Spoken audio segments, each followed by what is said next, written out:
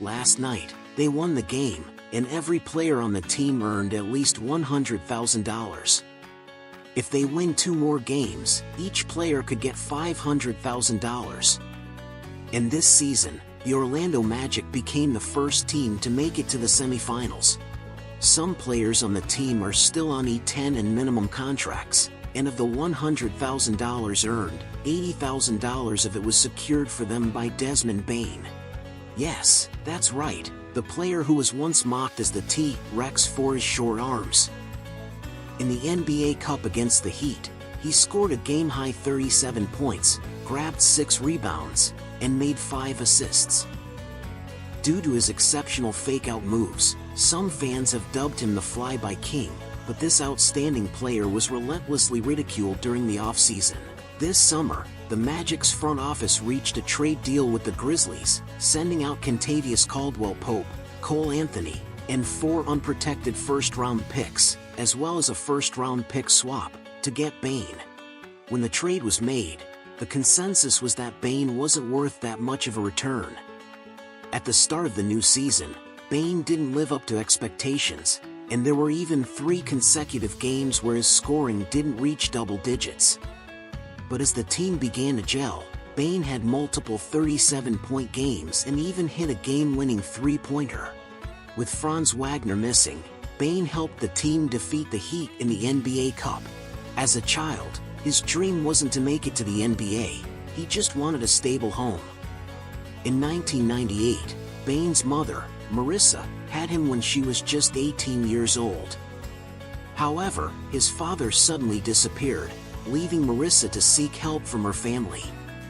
But Marissa's father passed away early, and her mother couldn't help due to work, so she had to place Bane in the care of her uncle, Tony. When Tony got divorced, Marissa was left to raise Bane on her own. At the same time, she had a daughter, Bane's younger sister. At that point, Bane's dream was just to have a stable home, with a bed of his own.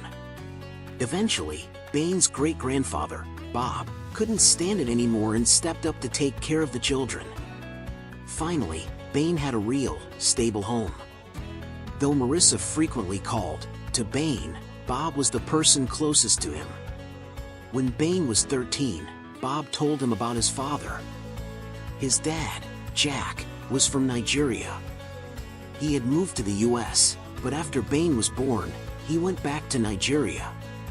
There, Jack not only ran a business but also got married. To make sure Bane didn't end up on the streets and could get his life back on track, Bob started teaching him baseball and other sports. He set up a makeshift basketball hoop at his house, and this is where Bane's dream started. But Bob could only do so much.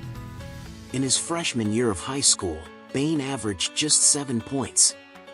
But by his senior year, he was averaging 30 points, 11.5 rebounds, 6.1 assists, and 3.2 blocks. Despite this, he still didn't get any offers from big-name basketball schools. Scouts mocked Bane's body. At 6 feet 8 inches with a 6 feet 5 inches wingspan, they felt his lack of natural athleticism would be a burden to any team. Eventually, Bane chose TCU, one of the few schools that offered him a chance. He started as a backup, averaging 7 points as a freshman, and later earned a spot on the U19 national team.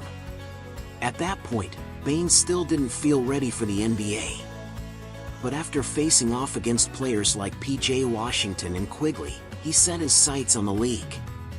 After his senior season, Bane entered the NBA draft, but just before that, he received some bad news. His great-grandfather Bob passed away from an illness. Bane was devastated. The man who raised him wouldn't be there to witness his entry into the NBA.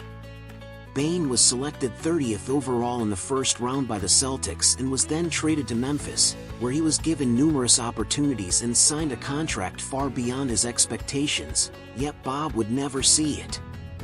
In today's NBA, there are many players like Bane who grew up in tough environments, surrounded by crime and drugs. They fought their way out of the streets through unimaginable effort to make it to the NBA, but even then, many players still don't secure guaranteed contracts. The NBA Cup champions receive $500,000 per player, while the runners-up get $200,000, and players from teams that reach the semifinals also earn $100,000 each. For players like Bane, who come from humble backgrounds, as well as those without guaranteed contracts, this is a tremendous source of motivation.